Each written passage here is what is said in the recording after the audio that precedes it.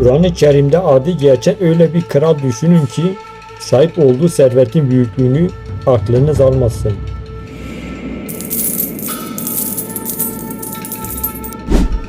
O sadece zengin değildi.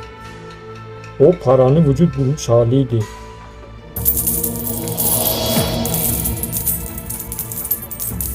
Rivayet odur ki hazinelerin bulunduğu odaların anahtarlarını taşımak için tam 300 katı gerekiyordu. Bu rakam sadece anahtarların ağırlığı, içerideki altın, elmas, yakut ve zümrütlerin miktarını siz hayal edin.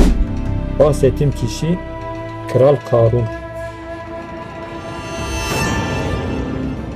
Onu öylesine ibretlik bir son bekliyordu ki tıpkı Babil'in yıkılan kulesi gibi.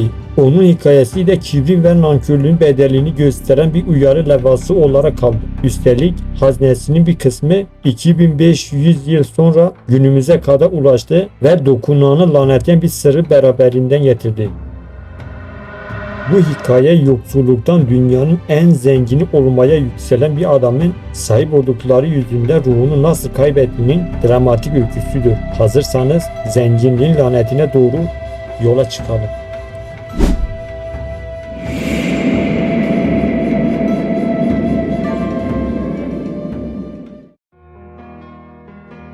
Karun dünyanın gelmiş geçmiş en zengin ikinci kralıydı. Birincilik tabii ki Hz. Süleyman Aleyhisselam alıyordu. Ancak Karun'un dönemi ve serveti o kadar büyüktü ki binlerce yıl sonra bile hala zenginlikte bahsederken Karun kadar zengin deriz.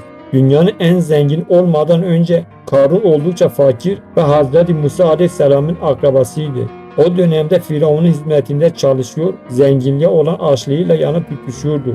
Bir gün Hz. Musa'ya yalvardı, ne olur bana yardım et, sen Allah'a yakınsın, dua et de ben de zengin olayım, kazandıklarımla hayır yaparız, iyilik için harcarız dedi.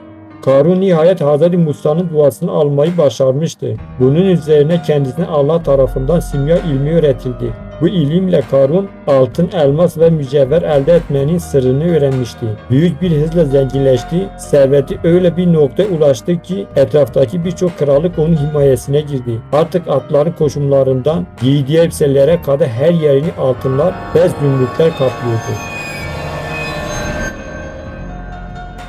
Güç ve servet Karun'un gözünü öylesine kamaştırdı ki Hz. Musa'ya verdiği sözlerin en ufak bir kırıntısı bile kalmadı. Varı yoğu artık sadece hazinesiydi. Geceleri uyumak yerine hazine odalarını geziyor, altınların üzerinde yürürken çıkan sesi dinlemek en büyük zevki olmuştu.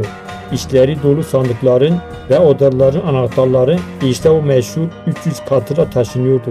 İnsan aklı bu ihtişamın boyutunu idrak edemiyordu. Karun'un bu azgınlığa karşı çıkan Hz. Musa onu defalarca uyardı.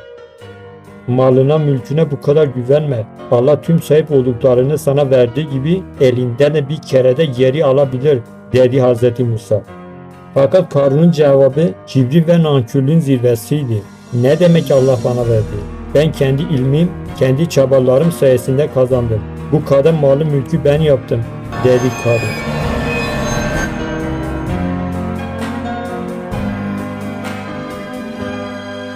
Hz. Musa ona son görevini hatırlattı, malının zekatını vermesini yani sahip olduklarını belli bir oranına yardıma ihtiyacı olanlarla paylaşmasını istedi. Bu Karun içi bardağı taşıran son damla olmuştu. Tıpkı Firavun'un zulmü gibi Karun'un bencilliği de onun Hz. Musa'ya karşı düşman yaptı. Ona bir tuzak kurmaya karar verdi. Mısır'ın en ünlü hayat kadının ağılınca altınla ödüllendirerek bayram günü tüm halkın önünde Hz. Musa'ya zina iftirasını atmasını sağladı. Fakat tıpkı Ashab-ı Kehf'in uykusu gibi ilahi bir müdahale gerçekleşti. Kadın o an vicdanın sesini dinledi ve herkesin önünde haykırdı. Ey Musa! Allah adına yemin ederim ki sen kesinlikle benimle zina etmedin. Bu olay Karun için sonun başlangıcı oldu.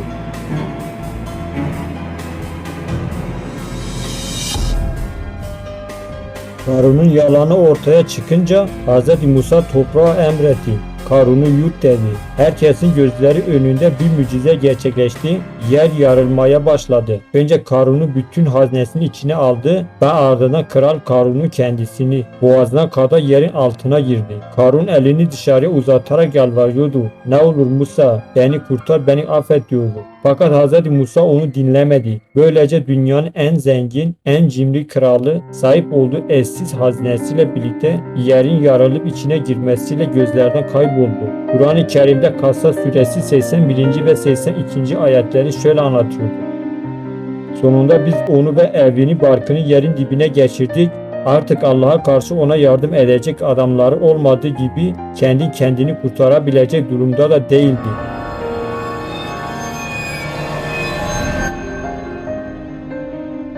Peki o dillere destan hazineye ne oldu? Rivayetlere göre esas kısım kıyamete yakın bir zamanda yeryüzüne tekrar çıkarılacaktır. Ancak hazinenin ufacık bir parçası Lidya Kralı Karun'un prensesine ait olduğunu sanılan bir bölüm 1968 yılında İzmir'in yakınlarında köylüler tarafından bulundu. Çıkarılan paha biçilmez bu mücevherler kısa sürede yurt dışına çıkarıldı. Ancak dilden dile yayılan söylentiye göre hazineye her kim elini sürerse felakette yakasını bırakmayacaktır. Hazineyi çıkaran köylüler peş peşe ilginç kazalarla hayatlarını kaybettiler ve akıllarını yitirdiler. Hazineyi kaçıranlar bile huzur bulamadı. Uzun hukuki mücadeleler sonucunda bu parçalar Türkiye'ye geri getirildi ve bugün Uşak Müzesi'ne sergilemektedir.